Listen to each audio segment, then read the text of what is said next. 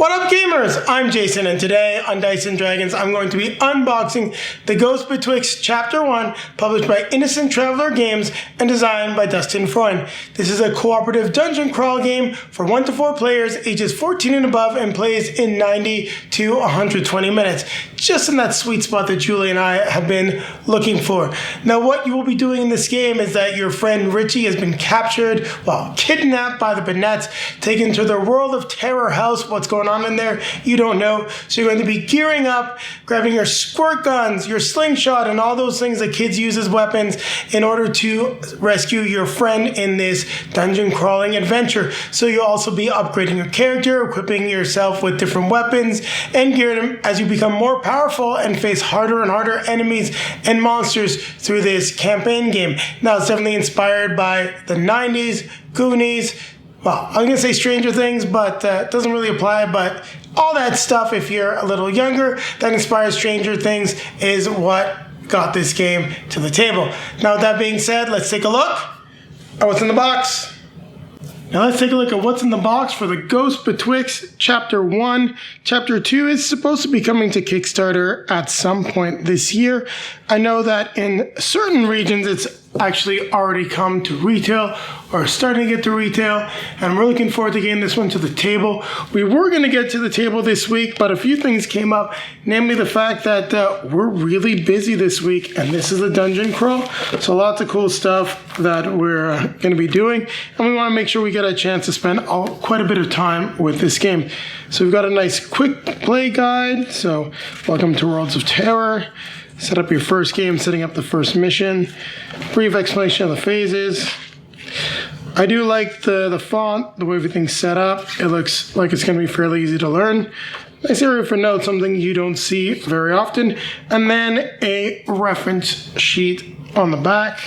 So here we've got the rules reference book. So I do like the fact that Innocent Traveler Games has gone ahead and really copied the Fantasy Flight Games way of doing everything, where you've got all of the detailed rules separate and in a nice codex, but everything that you need in a much smaller book so you can start playing the game and reference this whenever you need to. So that's pretty cool stuff. And then we have the giant mission guide. Loving the art, loving the feel of it. It definitely makes me think of all those 80s kids versus monsters movies, shows, Stranger Things. Got a really cool vibe. Loving what I'm seeing so far. And here we've got stickers and the character sheets. I'm going to move this out of the way as I won't be needing it anymore, so I'm not quite sure what to do with these stickers, but there's instructions. Very much appreciated. Here are the 4 characters. We've got Maddox. You can see each character has got a hand, space for equipped items, ammo, accessories, then head, chest, and feet, so you will be getting some armor. Next we've got Bill, Avelynn, and Joan. I got the feeling that Julie's going to pick Joan, but typically we often play 2 characters, so I see there's a fairly good chance that we'll have all 4 characters in our play of the game. Now, this is one thing I don't like, is the extra plastic on the cardboard tokens. I get it, it's easier for manufacturing, just to keep everything sorted, but definitely we're wasting plastic, especially because the stuff is not recyclable. So let's take a look at what we've got. So we have the token sheets here. It doesn't look like they're double-sided. Everything really, yeah, they are. Some of them are double-sided. You do have different values on the other side. As you can see, so it's just like the -1 for the ghost. So keep that in mind. Just taking a look at everything. Have not gone through the rule book as of yet. I'll start putting the token sheets down as we look at them. Make things just a little easier. So items, chests, looks like we got portals. And these are the back of the tokens, so you'll probably be drawing them from a stack. Here we've got standees, ambush tokens, and then the tiles to make the board.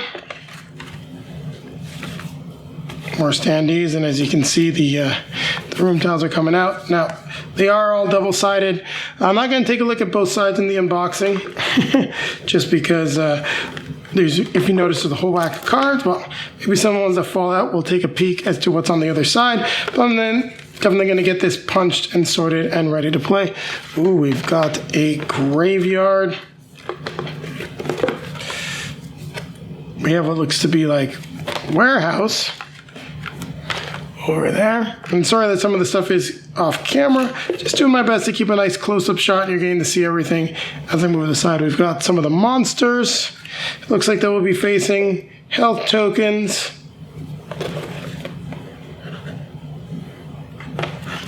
And here we've got our heroes, some of their actions. And we've got a sun and a moon room and a creepy place outside.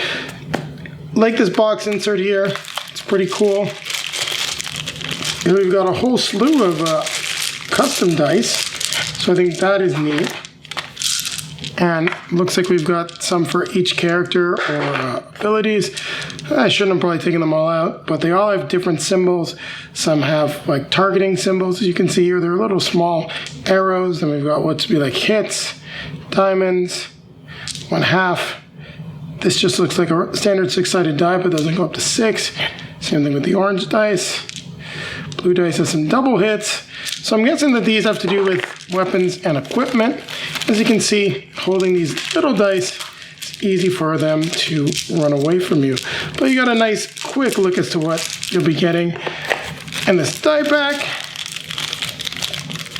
And judging from the space, it may even be possible eventually to store a lot of the chapters all in the same box. Now I'm not going to open these up right now, just standard D6s and a black D8.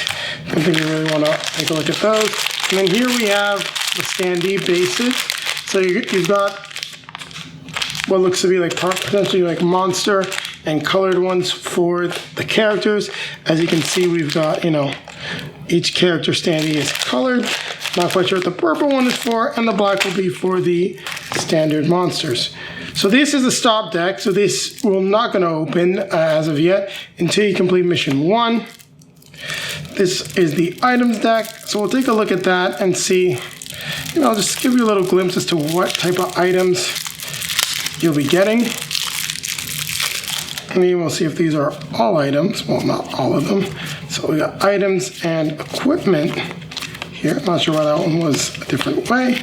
But here you go, so you can see just tells you what dice you use, different features and abilities. That's all the equipment you can get, some weapons. Looks like it's primarily weapons that we've seen right there. Accessories, armor. So that's pretty cool. We saw what was the looks to be like the ambush deck, so bad stuff that can happen here. And then just some different items. Sorry, the beastly deck and the humanish deck. Not quite sure what the beastly and humanish stuff is as of yet. Sure, we'll figure that out as we get into the game. Let's get one of these open. Card packs aren't that difficult to open. Just a little bit of a pain. Nothing like the tightly sealed decks of Simon games, which drive me absolutely batty. So we got different talents, so character specific stuff, some more equipment stuff, drop deck, equipment deck, items deck, different talents.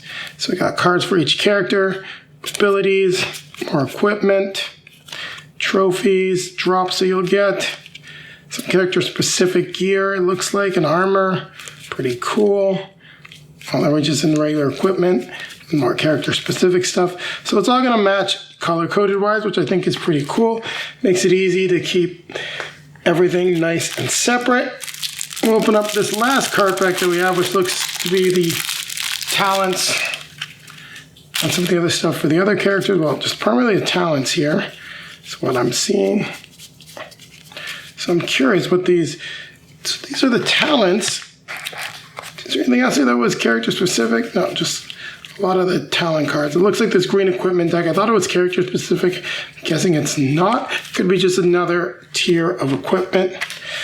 Well, then we go through the rules, and then the last set of cards that we've got here, before we start boxing this all back up and getting this ready to hit the table.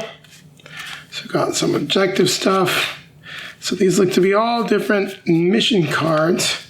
Player reference cards, looks like I got that upside down there. So player reference cards, and then the cards that represent the monsters, and more mission objective cards. There you have it. That's what's in the box. Didn't want to spend too much time going over everything. That's the campaign game. Don't really want to spoil anything, but we'll be getting this to the table, as I said, fairly shortly.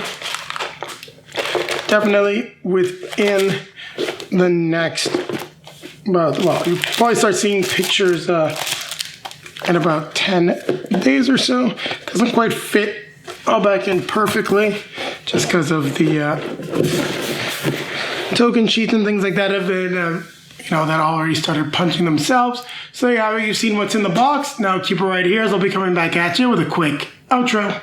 Thank you very much for watching, everyone. If you like what you saw, don't forget to click that like button, comment, subscribe, hit the notification bell so that YouTube will let you know when our next video is released. Also, down below in the video description, you'll find links to all of our social media feeds: Facebook, Twitter, Instagram. If you'd like to see pictures of Julie and I playing the Ghosts Betwixt, there'll be plenty on those feeds once we get it to the table, which should be rather shortly. Also down there is a link to multizone.ca, a great Canadian game store.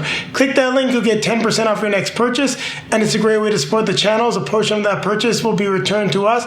And then popping up in front of me are going to be links to some of our previously released videos. Over here will be our most recent release, and over here, when it's available, will be our review and how to play of the Ghosts Betwixt. With that being said, don't forget, keep playing games.